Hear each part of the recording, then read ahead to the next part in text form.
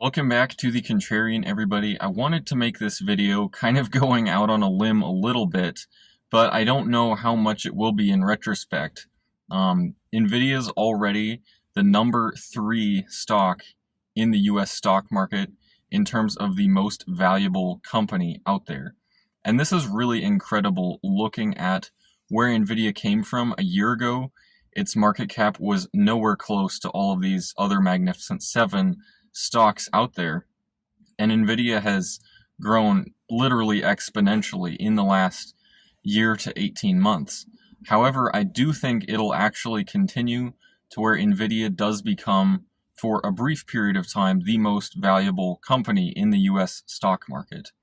And as crazy as this might sound, I think there are some just fundamental reasons, market dynamics in play right now in terms of why this is likely in my assessment. Now, before I get going on this, I need to make a brief disclaimer that I'm not condoning the valuation of Nvidia being that high. I'm not saying that that is a justifiable valuation for Nvidia or for other semiconductors to keep exploding higher like they have. More so saying that this is what I see as likely given several key factors. So first off is just how much this current market favors momentum. It's no, hidden fact that the market currently loves stocks that have strong momentum to the upside, and it basically ignores stocks that don't. There's obvious exceptions to what I just said, but if a stock like Nvidia keeps performing well, earnings reports keep coming out well, they have their kind of annual company week actually next week. So I do think a lot of positive things could come out of that week as well.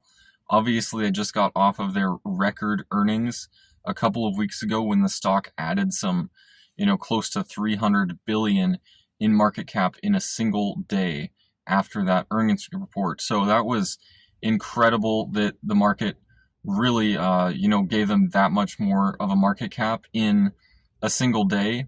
I'll discuss kind of why that's the case. It's not really price discovery at this point. It's a lot of algorithms, momentum traders, and also passive playing into this, passive investing. So number one reason why I do think Nvidia will become the number 1 stock in the US stock market has to do with momentum and just how strong Nvidia's momentum is. It's had periods of time where it has cooled off. It has kind of reset sentiment a little bit. People have said, oh, it's going to roll down from here. It's going to head much lower. It's going to crash. We should buy puts. We should short it here. It consolidated for 3 or 4 months in 2023 before heading to new all-time highs close to the end of the year. It just consolidated the last couple weeks. I do think it's actually primed to break out again here, and semiconductors do look like that broadly speaking. But the momentum stays very strong on Nvidia.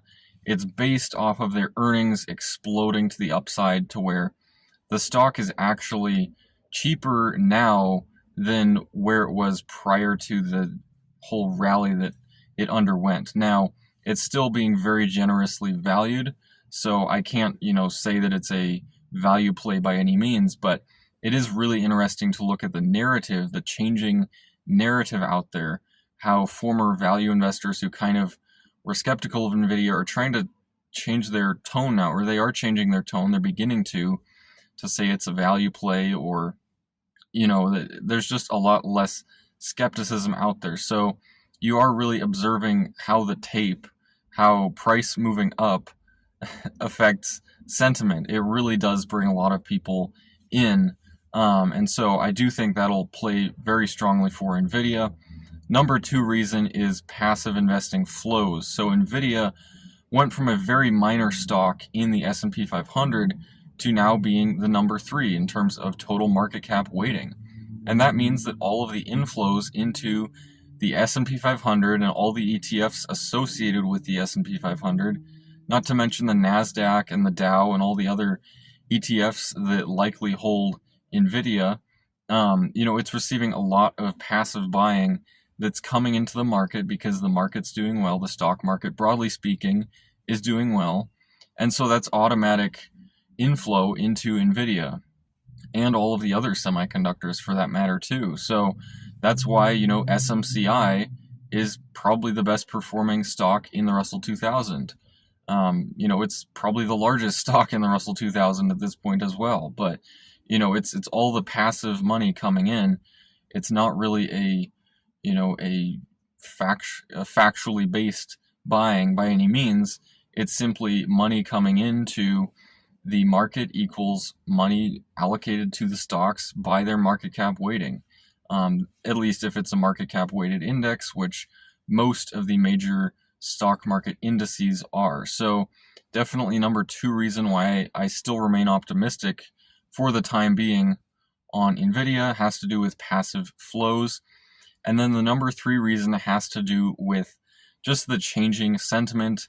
As the sentiment gets more and more bullish, price targets keep getting raised by analysts. You're starting to see analysts set, $1,200 price targets or even higher for Nvidia, whereas previously they were, well under $1,000 price targets. So they're always raising their price targets as the momentum builds and as price moves up. So I expect that to really be a key factor for driving Nvidia to be the number one stock in the US stock market and the most valuable stock, most valuable publicly traded company in the world. And it sounds crazy, looking at where Nvidia was 18 months ago, saying that could happen, but for a lot of reasons, I do think that's likely. I will have to say again that I'm not making this video as financial advice. I will disclose that I am still long semiconductors as I was when they were bottoming back, I forget when exactly it was that I got into them, but I want to say mid 2022. So it's been a couple of years now, and the market's definitely gotten back on board with them. There's the whole AI, space that has really exploded in that time frame. But I will disclose that too. That could be something that's maybe potentially making me a little biased to the upside, just for you to take that into account. But I just want to make this clear that I won't be holding this forever. I don't think they're a buy and hold forever. I do think that this bubble will pop at a certain point. It will collapse at a certain point. I definitely plan on getting out prior to that. And, there's things to be said for taking profits as it does move up. So there's, ways to mitigate risk there to the downside, as well as something like hedging your position as well. But I'm not focused on that yet, but I probably will in a few months. So wanted to make this video for all of you, and I hope you enjoyed it. If you liked it, just consider subscribing, giving it a thumbs up. I hope to see all of you again at some point.